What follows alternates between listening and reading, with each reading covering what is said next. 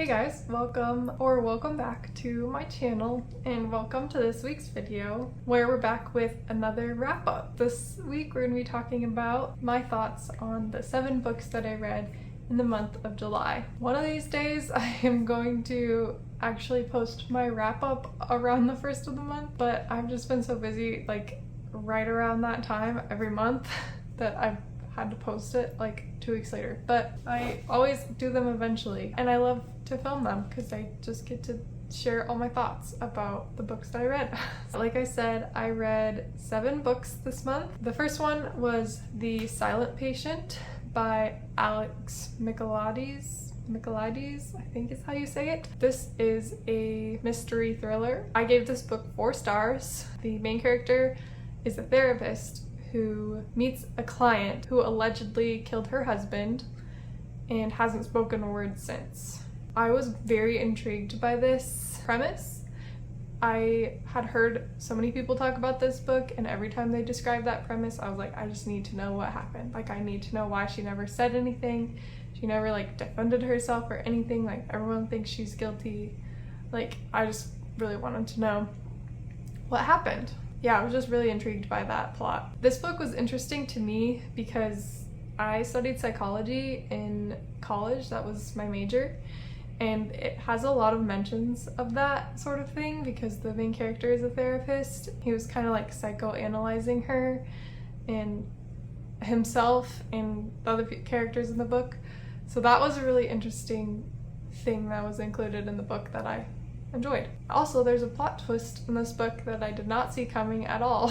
Like, I just had that moment where I was reading and I just had to like stop reading and like stare off into the distance and think that sort of plot twist. So that was really cool. I liked that part a lot.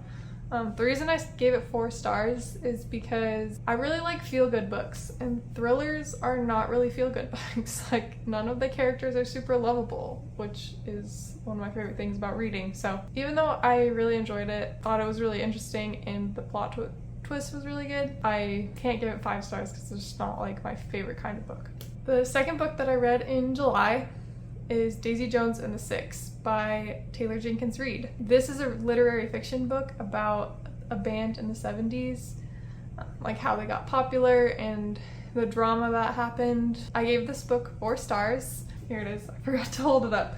But one of the interesting things about this book is it's written in interview form, kind of. The whole book is written in like quotes from the people in the band and some like other people who are friends with them. The feeling you get from it is that the interviewer, like, you never see the interviewer's dialogue, but you do see all the quotes like in a story order.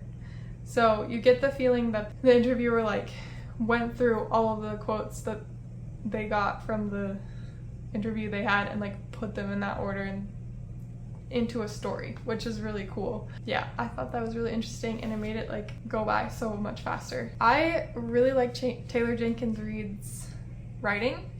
She writes about celebrities a lot and like rich people and things that I've never read about before, and I find it very intriguing. Like, I read The 7 Husbands of Evelyn Hugo by her as well, which is about an actress who like she's popular during like the old Hollywood era of movies, and that was also really interesting to me. It's just like things that I don't see in books very often, so that was really entertaining for me in this book. Like the music industry, and especially like that time period of like the 70s, it's just like something new, a new topic that I thought was really cool. I really enjoyed the juicy drama in this book, and I was really entertained by that the whole time.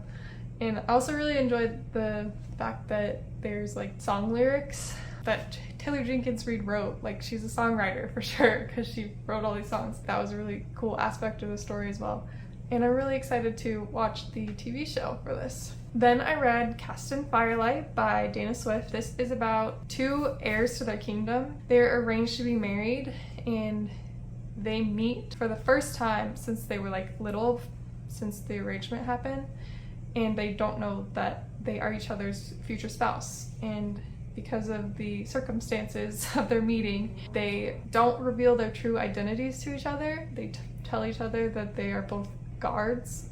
And so neither of them know that the other person is their future spouse. And they end up trying to investigate this resource that's going missing in the female main character's kingdom. So they're like going on these missions together, you know, romance ensues, but they have this secret that both of them are keeping from each other. And it was very interesting. I loved that plot a lot. And I gave this book 4.25 stars. I know the decimals are kind of annoying, but it just feels right. My ratings are based on vibes. 4.25 just feels right for this book. The magic system in this book was also really cool. It's related to colors, and the heirs of the kingdoms can use all 9 colors, so all 9 powers. And I loved the tropes in this book. Before they meet up, the male main character is away at school, and they like write letters to each other, like competing, so they're like academic rivals, kind of. That part was really fun. And then they have this like secret identity, and then they also have arranged marriage. So I'm really looking forward to continuing this series because I just had such a fun time. Then I read The Inheritance Games. I have talked about this book a lot on my channel, so I'm not going to go into it a ton. I gave this book 4.5 stars. I loved it. This month I read the Hawthorne Legacy, so I'm going to talk about those kind of at the same time. The premise. Avery unexpectedly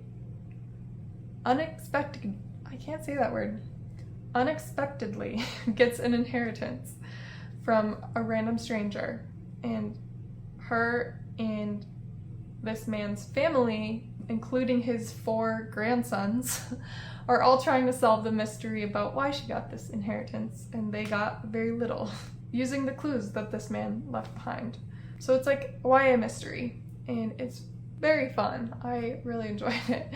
One of the things that I love so much about this series is the author. I've heard some other people talk about this, but the author does such a good job of like showing you the characters and not just straight up telling you. Like, I don't know how, but she gives you very little background on like the characters' personalities and you totally understand them. Like, a phrase that she uses a lot is like, he gave a very Jameson Hawthorne smile. And like, you know exactly what that means. Even if she doesn't have to like describe what his face looked like, you're like, yeah, that makes sense. I can picture it. So that's really fun that you don't have to like build up that like personality before you just like fall in love with the characters. So that's really cool. She just gives you such a cool feeling of who the characters are and their relationships with each other. So much fun. Highly recommend. I gave Hawthorne Legacy 4.5 stars as well. Then I read The Kinder Poison by Natalie May. I've also talked about this one a lot, but the main character accidentally gets mixed up in the royal competition. She has special powers where she can speak to animals. The relationships in this book are like pretty complex, like kind of back and forth kind of situation based on like the high stakes of the storyline. And they're not sure where they stand with each other a lot, but the reasons that they are like going back and forth make a lot of sense and like are logical. So it kind of keeps you intrigued of like, oh my gosh, what are they gonna do? Like, both of their reasoning makes sense, but you like want them to be together, or you want like a certain outcome for the story. Also, it's like very fast paced and high stakes, but also like a lighthearted tone, and the narrator is pretty humorous. So that was really fun.